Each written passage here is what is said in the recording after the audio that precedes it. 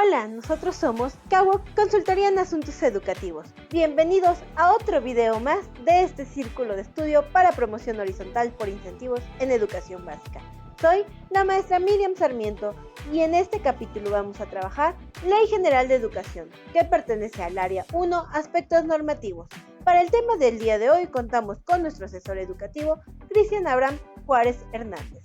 El maestro Cristian es abogado, notario y actuario por la Benemérita Universidad Autónoma de Puebla.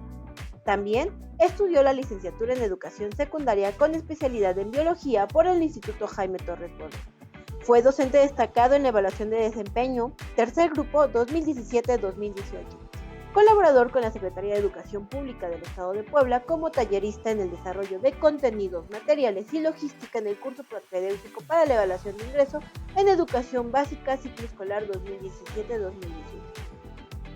Facilitador del Sindicato Nacional de Trabajadores de la Educación Sección 23 en el acompañamiento pedagógico a aspirantes de nuevo ingreso, así como docentes en servicio y directivos. Asesor en los cursos del programa PRODEP a través de la Universidad Pedagógica Nacional número 213 y asesor jurídico del Sindicato Nacional de Trabajadores de la Educación, sección 23 del 2017 a marzo del 2020. Sin más, los dejo con el maestro Cristian. Pues muy buenas noches, maestras y maestros. Bienvenidas a esta sesión del Círculo de Estudio. En esta ocasión abordaremos lo que es la Ley General de Educación. Quiero darle la bienvenida a nombre de Kawo Consultoría en Asuntos Educativos. Primero que nada, en esta Ley General de Educación del 15 de mayo de 2019 tenemos que es una ley totalmente nueva, con 11 títulos, 181 artículos y 17 artículos transitorios. En su artículo primero reconoce el derecho a la educación consagrado en el artículo tercero constitucional, que es la base para esta ley, y aparte de eso, en su segundo párrafo tenemos el hecho de que señala que el servicio educativo es un servicio público. Por lo tanto, todas las trabajadoras y los trabajadores de la educación debemos asumir ese rol de servidores públicos. En su artículo segundo habla del interés superior de las niñas, niños y adolescentes. Este interés superior lo podemos también encontrar en la Ley General de los Derechos de Niñas, Niños y Adolescentes en su artículo sexto, donde nos habla que es un principio rector. Además de eso, tenemos el derecho a la prioridad consagrado en el artículo 17. El artículo 17 de la Ley General de los Derechos de Niñas, Niños y Adolescentes establece como uno de los derechos de ellos el derecho de prioridad. Este derecho de prioridad va a hacer una relación con este interés superior de niñas, niños y adolescentes que nos establece la Ley General de Educación, al señalar que todas las autoridades de cualquier materia, índole judicial, administrativo o incluso educativo, deben tener en consideración que cuando tengan que tomar una decisión, esta decisión debe garantizar el interés superior de la niñez, ¿ok? Entonces, en México, ¿cómo reconocemos a este interés superior de la niñez? Bueno, nos establece que la Convención sobre los Derechos del Niño, en 1990, establecía este interés superior. Sin embargo, no fue hasta el año 2011 en que México lo agrega al artículo cuarto de la Constitución Política de los Estados Unidos Mexicanos para que quede de la siguiente manera. En todas las decisiones y actuaciones del Estado, como habíamos señalado anteriormente, se velará y cumplirá con el principio del interés superior de la niñez, garantizado de manera plena sus derechos. Los niños y las niñas tienen derecho a la satisfacción de sus necesidades de alimentación, salud, educación, que es nuestra materia, y sano esparcimiento para su desarrollo integral. Este principio deberá guiar el diseño, ejecución, seguimiento y evaluación de las políticas públicas dirigidas a la niñez. En este caso, esta ley va a dirigir las políticas públicas en materia educativa. Entonces, como habíamos mencionado, tenemos 11 títulos dentro de esta Ley General de Educación. El título primero es el derecho a la educación. El título segundo es de la nueva escuela mexicana. El título tercero del sistema educativo nacional. El título cuarto tenemos de la revalorización de las maestras y los maestros. Título quinto de los planteles educativos. Título sexto de la mejora continua de la educación, que como habíamos mencionado también hay una ley específica para este apartado. Título séptimo del federalismo educativo. Título octavo del financiamiento a la educación, título noveno de la corresponsabilidad social en el proceso educativo, título décimo de la validez de estudios y certificación de conocimientos y título décimo primero de la educación impartida por particulares. Título primero de esta ley del ejercicio del derecho a la educación, el artículo quinto nos dice que toda persona tiene derecho a la educación. Esto coincide plenamente con lo establecido en el artículo 3º constitucional. Por lo tanto, podemos asumir que cualquier persona que esté en el territorio nacional puede llegar a una institución educativa y solicitar su ingreso porque es un derecho humano. De igual manera, nos dice que este derecho a la educación consagrado en el artículo 3º y en la Ley General de Educación tiene como propósito el desarrollo integral del individuo y a la transformación de la sociedad. Por lo tanto, una de las mayores reflexiones que podemos hacer de esta ley es que va a cobrar vida a lo consagrado en el artículo 3º constitucional. El artículo 6º nos dice que es obligación de las mexicanas hacer que sus hijos o pupilos menores de 18 años asistan a las escuelas. Era un tema de reflexión que se tenía muchas veces porque se asumía el compromiso por parte de los docentes, pero siempre había el tema de que los padres de familia, de alguna manera, en algunos casos, pues dejaban esa responsabilidad. Por lo tanto, en la reforma educativa sí se considera el hecho de que son corresponsables en materia educativa de la obligación y sobre todo del ejercicio de este derecho de niñas, niños y adolescentes. La educación inicial, preescolar, la primaria y la secundaria nos establece, al igual que la media superior, será obligatoria. En el artículo 7º tenemos una parte importante cuando se habla de educación obligatoria. Además de que es obligatoria la educación en nuestro territorio nacional, dice que esta será universal. Habíamos mencionado que es un derecho humano, por lo tanto no es exclusiva de cierto grupo ni de ciertas personas en el territorio nacional, por lo tanto es universal para cualquier persona dentro de nuestro territorio. Y además extenderá sus beneficios, dice aquí, sin discriminación alguna. Es una de las partes importantes que habla esta reforma educativa, ¿no? La inclusión. Tenemos también aquí la inclusión, tomando en cuenta el hecho de combatir cualquier forma de discriminación y sobre todo habla de un apartado importante de barreras para el aprendizaje y la participación. Este tema ya lo verán más adelante con la maestra Miriam, pero bueno, aquí también podemos mencionar que hay una normatividad específica. Entonces, en el apartado izquierdo tenemos el link para que ustedes puedan revisar la Ley General para la Inclusión de las Personas con Discapacidad en caso de que así lo requieran. En la fracción segunda nos dice que esta educación además será inclusiva y por lo tanto va a atender a las capacidades, circunstancias, necesidades, estilos y ritmos de aprendizaje de nuestros educandos. En el inciso B tenemos que eliminar las distintas barreras para el aprendizaje y la participación. Y esto concebido como que es una barrera social, es algo externo a lo cual es expuesto nuestras niñas, niños y adolescentes. Por lo tanto, tenemos que tomarlo en cuenta para poder hacer efectiva esa verdadera inclusión educativa. La fracción tercera nos dice que la educación será pública y por lo tanto va a ser impartida por el Estado y garantizada por el Estado. En la fracción cuarta nos dice que la educación será gratuita, por lo tanto debe ser un servicio proporcionado por el Estado. Nos dice aquí que se prohíbe el pago de cualquier contraprestación que impida la prestación del servicio educativo.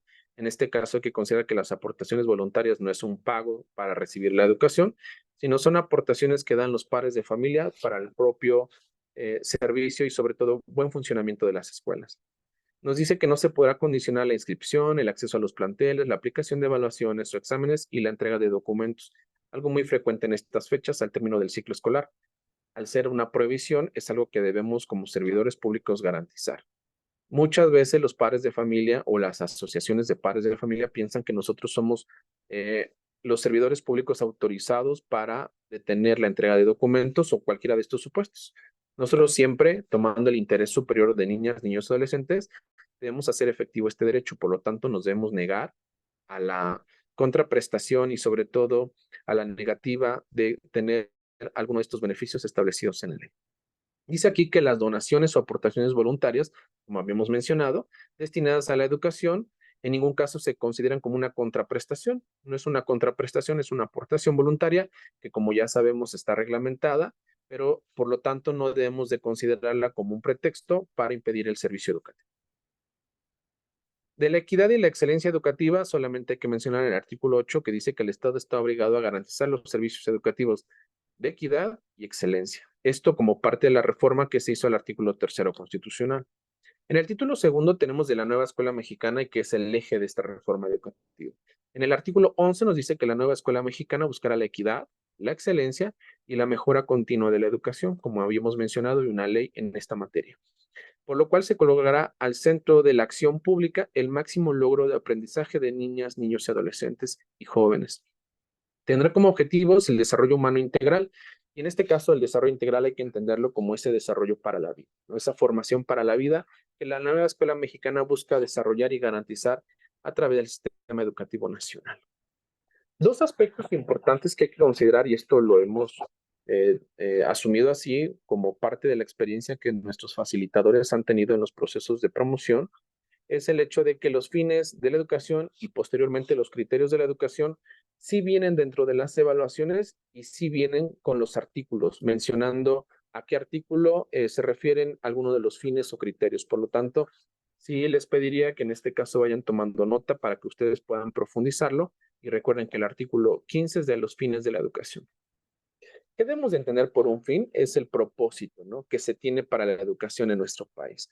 Y dice que este fin, primero, es contribuir al desarrollo integral y permanente de los educandos dentro del propio sistema educativo nacional. En la fracción segunda nos habla de promover el respeto y respeto a la dignidad humana. Cuando hablamos de dignidad humana, estamos hablando de materia de derechos humanos. Como ya lo hemos visto en el artículo cuarto constitucional, se incorporó el tema de los derechos de niñas, niños, adolescentes y sobre todo del interés superior del menor.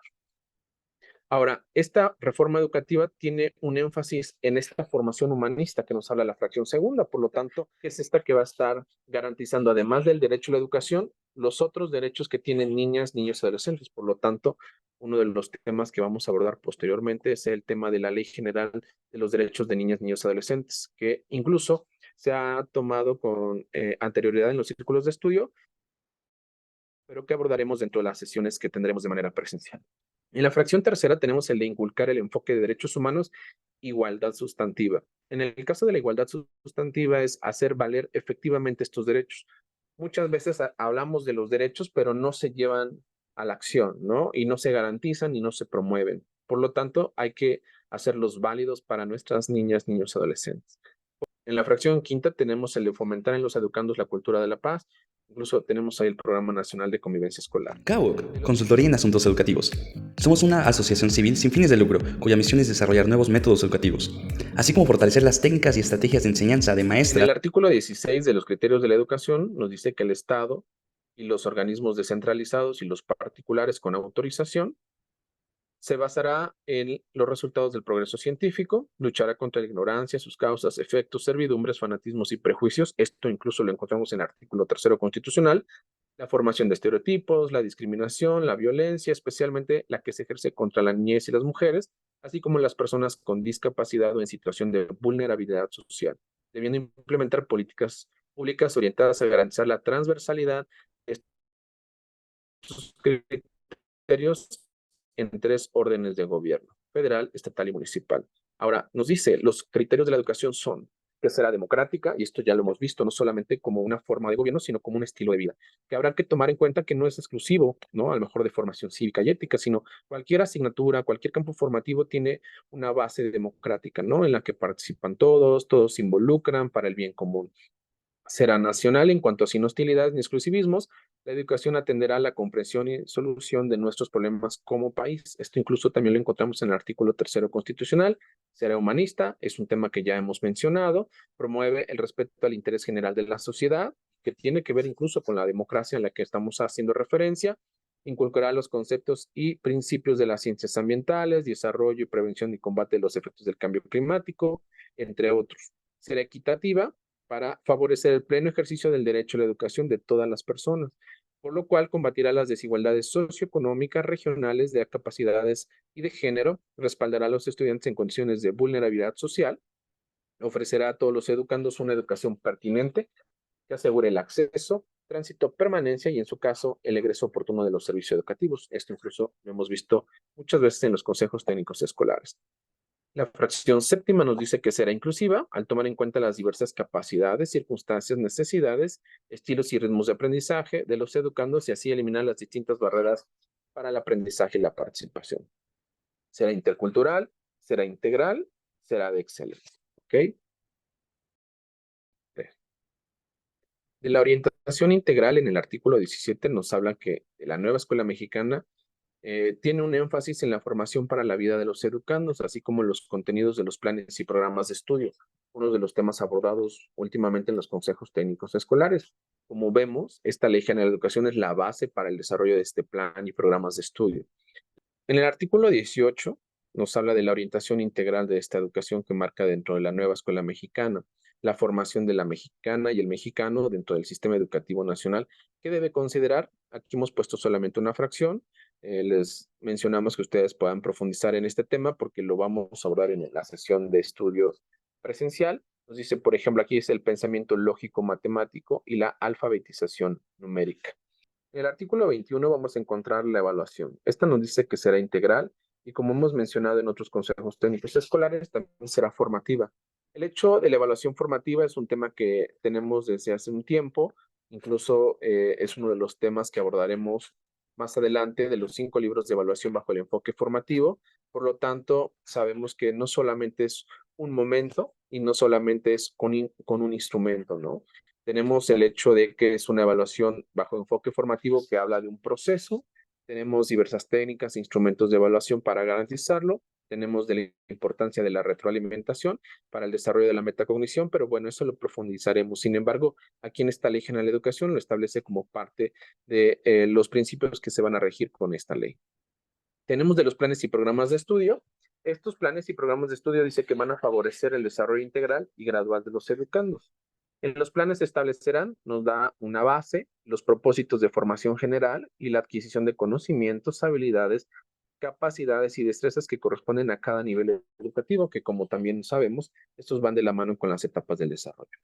Los contenidos fundamentales de estudio, organizados en asignaturas u otras unidades de aprendizaje, que como mínimo el educando debe acreditar para cumplir con los propósitos de cada nivel, que atiendan a los fines y los criterios referidos en los artículos 15 y 16 que ya hemos abordado. No te pierdas la segunda parte del tema Ley General de Educación con el asesor Cristian Juárez Hernández. Muchas gracias. Si quieres que asistamos a tu escuela, zona escolar o son un grupo de docentes que requieren alguna asesoría con algún tema en específico, pregunta y agenda un espacio con nosotros. Será un placer que nuestros asesores educativos lleguen hasta ti. Síguenos en nuestras redes sociales, donde estarán las presentaciones de todos nuestros ponentes para que las descargues y puedas apoyarte también en este estudio. Este círculo cerrará de manera presencial, así que si quieres asistir, espera las indicaciones. Para tu reconocimiento de participación, recuerda estar activo en las actividades sugeridas en el grupo de WhatsApp. No olvides suscribirte y darle clic a la campanita para recibir las notificaciones. Si tienes alguna duda o propuesta de tema que abordemos, déjanos tu comentario, con gusto lo revisaremos. Recuerda, juntos aprendemos a enseñar con el corazón. Soy tu compañera y amiga, Miriam Sarmiento. Nos vemos en el próximo tema. Bye.